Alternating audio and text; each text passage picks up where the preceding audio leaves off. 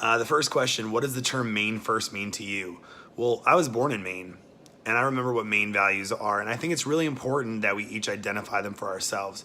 For me, Maine first means that we never forget who we are and where we come from. We come from a very special place with natural resources where it doesn't matter who you are, where you were born, who do you think you are? That's what my family used to say to me is like, you're not better than anyone else, that we're humble, that we're people who work, that we work on the land. We have this relationship with the nature in Maine. We have a very special place. And that we never forget that we're custodians, we're caretakers, that it's God's country. I believe in God. I think that, New England was the birthplace of kind of the Protestant Reformation. It was the birthplace of like our Christian values. And I have a very spiritual connection with the land. I think that means we have to be good caretakers of it. But we have to also be good caretakers of our neighbors. This relationship with neighbors, neighbors helping neighbors, self-sufficiency, pride, work ethic. That's what being a Mainer has always been. And it doesn't matter to me whether you were born here. I was.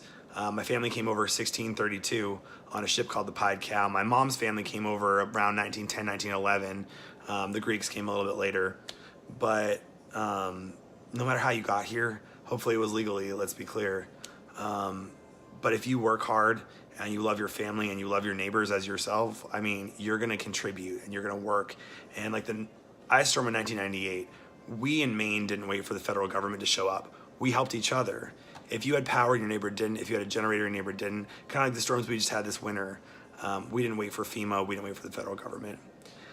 Next question, what was my role in the LePage administration? I was senior advisor to the governor and I worked on a lot of tough issues. I worked on tax reform. Governor LePage believes that we need to make Maine competitive. The states are meant to be laboratories. They're meant to be competitive. There's gridlock in Washington. Politicians in Washington forget about the people on Main Street. So it was my job to work with the governor on some of his top priorities, from tax reform, education reform. It's crazy how much money we're spending and we're not getting the results that we deserve. Part of it is because of our pride and our traditions. Part of it is because we trust in companies and consulting firms and we pay them all the money. Part of it is just because we don't listen to each other. We need to let teachers teach, let students learn.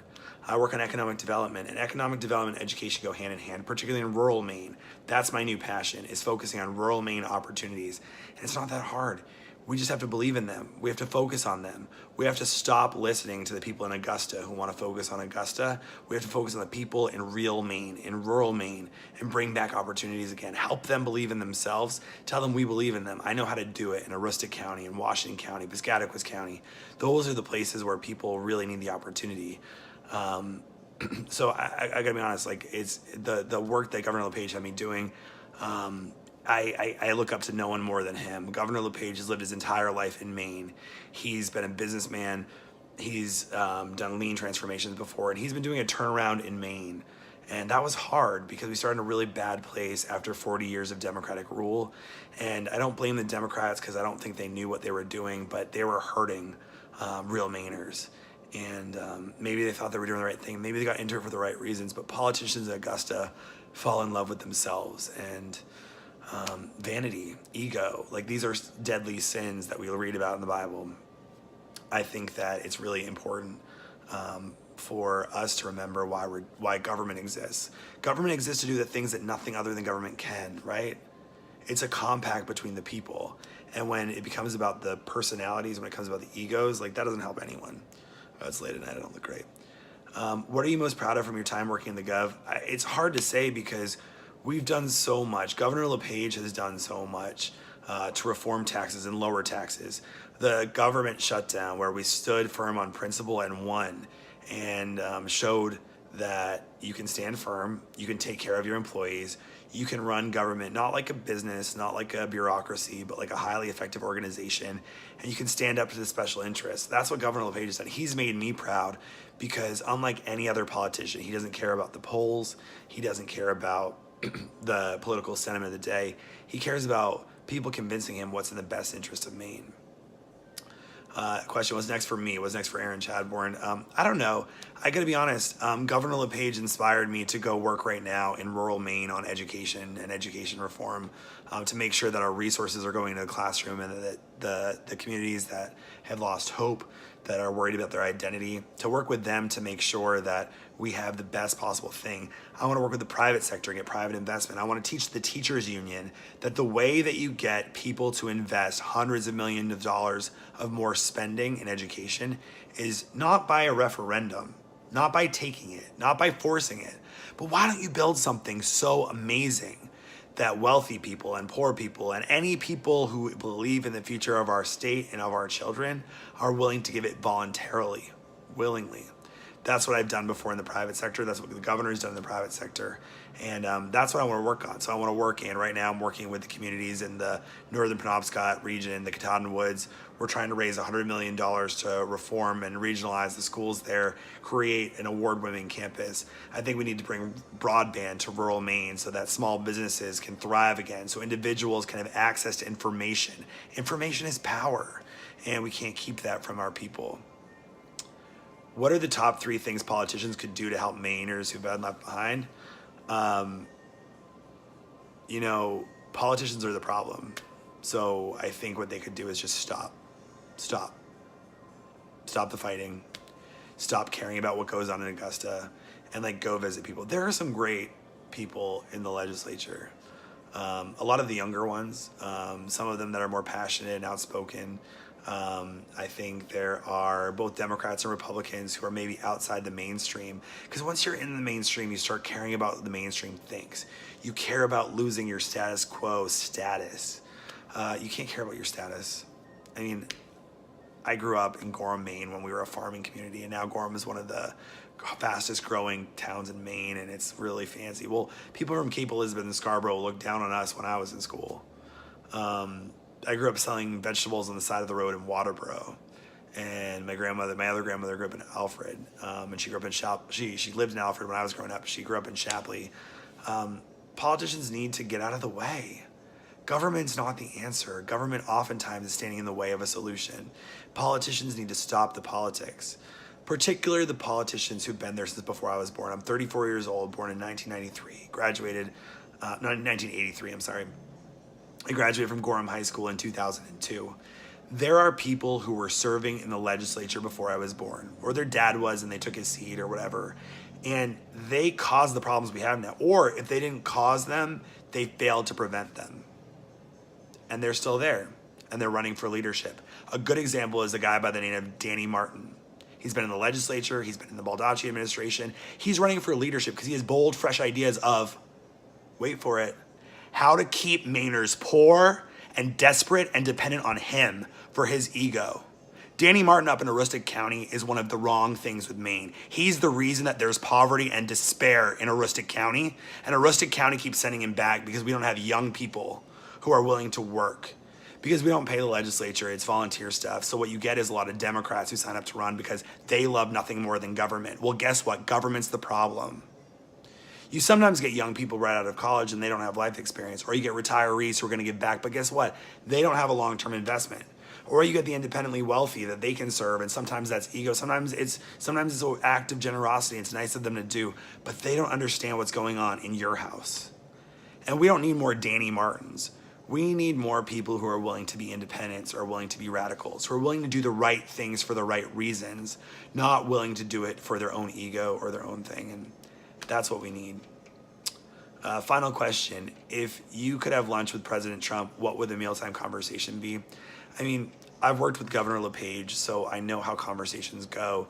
If you're ever going to have lunch with President Trump or Paul LePage or any great leader that's been a businessman, you got to be prepared to do a lot of listening, because these are men that have had great careers, that know how to make a deal, that know what it takes to innovate. They know how to inspire people. They know how to lead.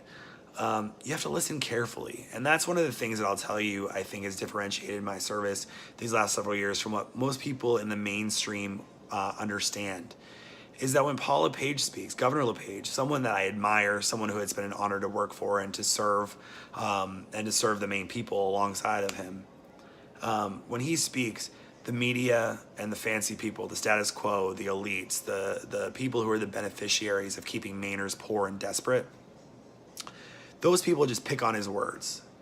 And sometimes he says nasty things. Sometimes he says things that he didn't mean, or he thinks out loud, or maybe he acts out, and he's just real. He's authentic. And they focus on that small little fraction of things. They don't listen to the long story. They don't listen to his energy. They don't listen to his passion. They don't listen to his ideas. And he's been doing turnarounds in the state of Maine for longer than I've been alive. And there's a lot of wisdom in that. And he's done a great job. So if you're going to have lunch with Paul LePage, Governor LePage, if you're going to have lunch with Donald Trump, President Trump, I think you come prepared to listen. I once asked Barbara Bush when I was a freshman at Harvard, in my first week of school, she was speaking. And I said, what advice would you have? How would you make the most of your opportunities here? So if you're ever going to have lunch with someone like one of these men who's a problem solver, who's a businessman, who's now a public figure and a public leader, just ask them, say, what's your biggest lesson? What's your biggest regret? What would you do in my situation to make the biggest opportunity, take the biggest advantage of the opportunities that I'm being given? And just let them go and listen and listen. Sit there quietly, because they will fill the space and it'll be a master class in what you can do. I'm sitting here tonight with friends in Washington, D.C. I've just left the administration. I'm visiting some people that I'm staying with actually grew up in Maine with me, and they've had to leave to go find jobs. And what I'm doing today and what I'm going to do every day for the rest of my life is go find Mainers that have left. And I'm going to tell them there's hope back in Maine. We need you to move home. Particularly the children of Maine. Those of you for whom, when we were kids, we thought Maine was going to be greater than it is today. The clarion call is going out. It's time to take back our birthright. The people who have squandered it, our parents' generation, the Danny Martins of the world, the John Martins. Term limits were created to get John Martin out of government. He's still there. And I'll be honest, John Martin's a personal friend and been a mentor. And so I'm glad that he's around. But if we want a government that serves the people, we can't let politicians put themselves on a pedestal.